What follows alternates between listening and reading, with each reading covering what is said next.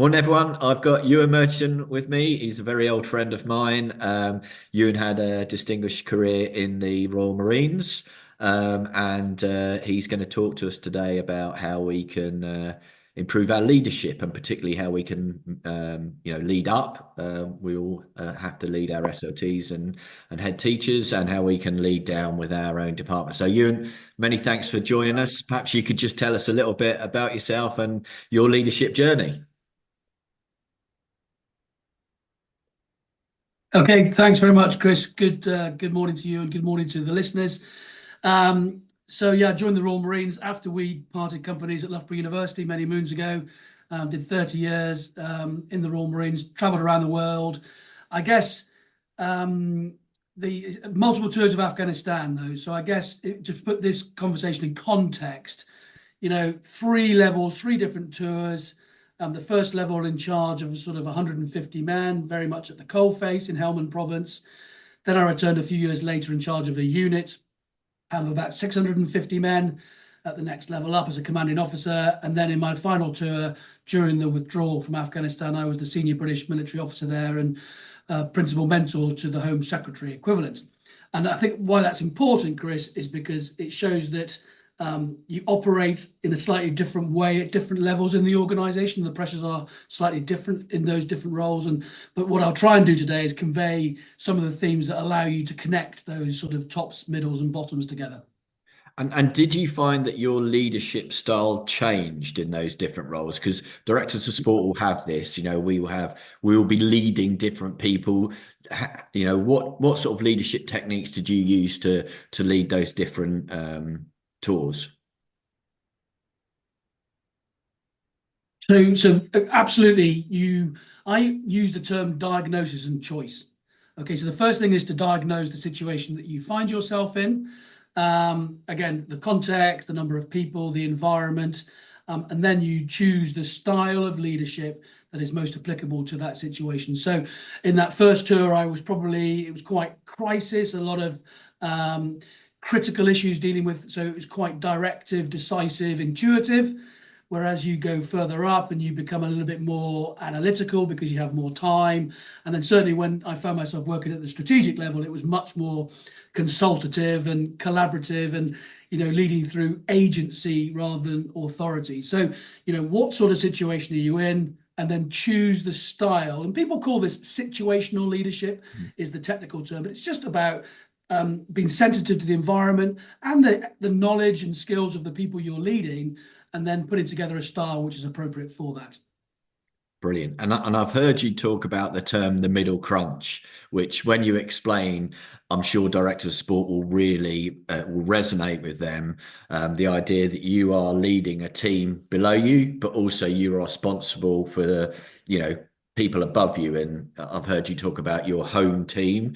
Would you like to explain that a little bit more and explain how you do lead when you're in that middle crunch position? Sure. So what do I mean by middle crunch? Basically, you are trying to connect your boss with your immediate team below you. And a good leader, they say, absorbs the pressure. So if you're absorbing the pressure from the people below you and absorbing the pressure from your boss above you, that can have almost like a pressure cooker effect on you, and it will increase your pressure on you. It can make you feel very lonely that you're not meeting anyone's expectations. For me in Afghanistan, the challenge was I was often being asked to do things from my boss, which when translated down to the lowest level where the fighting was very serious and people were losing their lives and getting injured, it didn't make sense to them. And what you've got to try and avoid doing when you have this sort of crunching going on, though, between these groups, is you've got to avoid being binary about it and alienating one group or the other. The job is to try and connect them up, to collaborate together, and to think of it as a partnership. So we're in this together. So to give you a bit more detail, Chris, so when you are leading a group, you are also the follower of the group above you. So in the school context, you might be the head of a department, but you are also the follower and you're in the senior management team. And little things like, how much time do you spend between those two groups? instinctively, you want to spend most of your time, 70, 80, maybe 90%, focusing on the down, on your team, on building them. But if you're not investing enough time with the senior management team, maybe the headmaster, or looking up and out, they're the people who are going to give you the resources. They're the people who are going to put the strategy together in which you are operating. And if you're not spending enough time regularly communicating and engaging with them, the trust won't be there. You won't have feedback about your plans. Your plans might be in isolation rather than in the context of the broader school plan. And that then becomes a problem. So what am I saying? I'm saying you need to really understand what your boss is after, okay, in the context in which, step into his shoes and try and understand the world through his view. There's a great, have you heard of Miles' law, Chris? No. It's where you stand depends on where you sit. Okay, where you stand depends on where you sit. So you see the world from the position that you are currently sat in. What you need to do is go and see the world from the position of the headmaster, because he has different challenges. So understand his issues or her issues, and then be a good follower. Okay, so make sure that you are supporting your boss in what they need to do. You're in that bigger picture, and regularly communicate with them as well. So I used to say to some of my people in my team, don't just bring problems to me, okay? Because if all I ever hear is problems, I will think of you as a problem child. If you're telling me what you're doing, the good, the bad, the indifferent, and it's a regular drumbeat of activity, I'm more likely to get a sense of trust in what you're doing. And then when you come with a problem, it'll be in the context of all the other great stuff you've been doing. And therefore, we can work through the problem. So don't always just speak to your boss when there's a problem. Have this regular drumbeat of activity. And I think the other part of this is see yourself as a leader of your group and a follower of the group above, but also look sideways as well. So as the head of sport, there'll be the head of the other department in the school. How are you working with them and collaborating sideways to make sure you're achieving your goals, but also achieving the greater goal of the school? And that was the point about home team or first team. The question for the audience is, when you come into work on a daily basis, which do you perceive as your first team? Which is the most important team? And instinctively, I bet you most of the listeners will go, well, that is the sports department, because that is the team that I'm the leader of. But I would offer them to think about the most important team being the school team. Because you are the leader of the sports department, but the most important team that you are part of is the school team. And you must view your successes and failures and trials and tribulations in the context of that. And that sometimes takes leaders some time to think about. And that also overcomes this idea of middle crunch. And then the other thing I'm interested in then, and you mentioned it before, is how do we lead when others have unrealistic expectations? Now, those unrealistic expectations are far greater in the world that you've been in, but in the director of sport world, that might be senior leadership team expecting fantastic results. It might come from parents. So how do you lead when others may have unrealistic expectations about what can be achieved? Okay, so I think what you're asking me about actually is managing expectations, because there will always be a variety of different expectations from different stakeholders. So point number one is you're actually talking about is managing people's expectations. So how do you do that? Well, the first thing to do is to clarify the goals, clarify the purpose of what it is you're doing. And again, if you look at that in too isolated a way, you will become myopic, and the people that, the parent or the head teacher will be also looking at it through too narrow lens. So what I like to think about here is I like to do a zoom out exercise. And I have an expression, Chris, which I call get a bigger clock and a bigger map. Okay, so again, think about the school now. Think about the journey the school's been on over a period of time. The school's been running for many, many years, way before you and way after you leave. And what are you doing at this moment to further it on its journey? And you can say to parents, or you can say to different teachers, maybe again, your head of department somewhere, over here is competing for the individual because they want them to play an instrument in the orchestra. And you can say to them, let's collectively now think about the bigger picture and what is the best thing for the school and what is the best thing for the individual, and not focus on the sports department's results, or the music department's results. So bring everyone in through clarity of what we are trying to achieve. And then again, make it a shared endeavor, make it shared responsibility to further this cause. Quite often, if you use sort of data as well, data's quite good, and storytelling is quite good for earning trust. So have some empirical evidence that you can demonstrate to say, this is why it's important for the school or the individual, and this is why we all need to get around this level of expectation that we've all now agreed. But the reality is, everyone, back to Miles's law, everyone is viewing the situation through their own lens.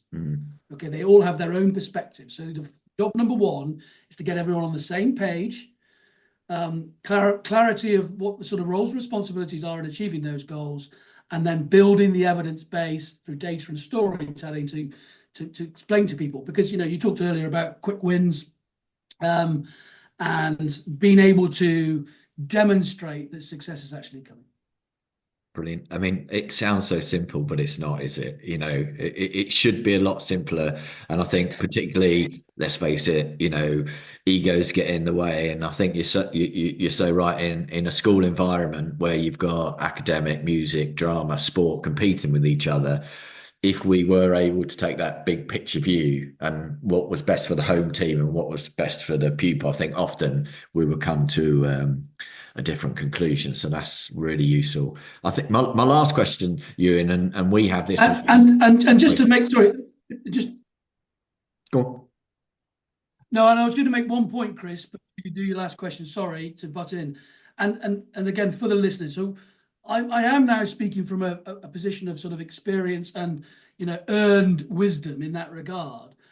I didn't see this all the time when I was in the middle of Afghanistan. I'm not going to lie, but nobody told me that what I was experiencing, where I was doubting myself and doubting my decisions and feeling lonely and taking all this pressure on, was actually a normal phenomenon. So please, to your directors of sport, be reassured that when they feel this, it's absolutely normal in any systems organizational type process. But if you can put a label on it and call it out as we're doing now, it helps people process this and feels that they're not, that it's not them being wrong or bad. This is a normal phenomenon that everyone has to sort of work their way through. I think that's great advice. And I speak to a lot of directors of sport, and it is so interesting how many of us have those doubts and concerns and worries and anxiety. But when you get in a room and you realise that 10 other directors of sport are feeling exactly the same way, it does normalise it and make it better. So I think that's fantastic advice. So as I was saying, as educators, I think our job is to make the best people we can leaving school. And if they're great rugby players, hockey players, netballers, that's an added bonus. But we were looking to make, good people. What effect would you hope that your leadership would have on the Marines that you've been in charge of when they'd left, 10 years ago, 15 years ago? Good, great question. And how do I answer that? So, by way of example, I was at an event recently with a junior leader who worked for me on my first tour of Afghanistan in 2005, and he actually, was very keen to introduce me to his partner, and in doing so, he basically gave me the answer to that question. And so before I do that, what I would offer the listeners is, who was the best leader you ever worked for? And why? That's the way to answer that question, and not through a trait-based approach where you say, oh, this guy was decisive, or this guy was really organized, or this individual, it's the softness. It's about how they inspired you or how they made you feel. So what he said was, this guy, I'm introducing you, and he was my boss 15 years ago, and he made me feel empowered to do my job. He trusted me to do my job. And we have a thing in the Marines that we call it freedom in a framework. So when you are giving direction to your people, you tell them what to do and why to do it. So you give them a task and you give them within the purpose, but you do not tell them how to do it. You empower them to do the how, and that confers ownership, it confers trust, it allows them to it shows some initiative, it allows them to be creative when they solve problems, and it makes them feel really good. My boss has asked me to do something, okay, and he's explained to me why it's important, but he's not micromanaged me. He's not told me what the answer is. Yeah. And that's the way I like to lead, Chris. Yeah. I like to give people that trust and that. And so you are also, therefore, the expression is, leaders make leaders. You are encouraging people to then do the same in 10 or 15 years' time when they're in positions of authority. The second way I'd answer the question, though, is I like to think of leadership as being a steward. And I think the audience here will definitely know sort of the book Legacy and this idea of Waka Papa, which I hugely subscribe to, that in any leadership role, you are just a moment in time on this continuum. And it's much bigger than you. So in your leadership position, the worst thing you can do is make it about you. This is about the sort of the legacy that you're leaving. So in the military, we talk a lot about our history. And again, I reckon in schools, a lot of the schools have traditions and history, and they're very rich in that area. So we used to, when we did our dinners before we went on deployment, we would sit and we would read and try to learn from and emulate citations of very brave, Marines and soldiers who have gone before. But I was always at pains to point out and say, look, in 10 or 15 or 20 years' time, the next lot of people deploying to wherever it is around the world are going to be reading citations about your activity in the next 6 months. So think about yourself as you are now writing the next chapter of the history of this unit or this school in which you're part of. And suddenly you think, right, this is not about me. This is about how I can get this team to work as best it possibly can. And we are writing the next chapter of our organization. And people are going to read about us in 10, 20, 50 years' time. And I want to make sure that what they read about is just the best version of ourselves. So you are encouraging them to, yes, look at history a little bit, but look forward in terms of how that legacy is going to be left behind. And that's what, so you will have then people coming back to you in 20 years' time saying, well, you told that to me 20 years ago. Yeah, I've lived and led that way, and I know that I've contributed to this greater sort of organization, which is much bigger than me. That's a great answer. Thanks, you. I think that higher purpose stuff is so important and, bigger than you. And yeah, brilliant. Thanks for your time today, Ewan. Really, really appreciate it. If people want to find out a little bit more about what you do, where can you direct them? So I'm on LinkedIn, and I'm actually working with the Centre for Team Excellence now.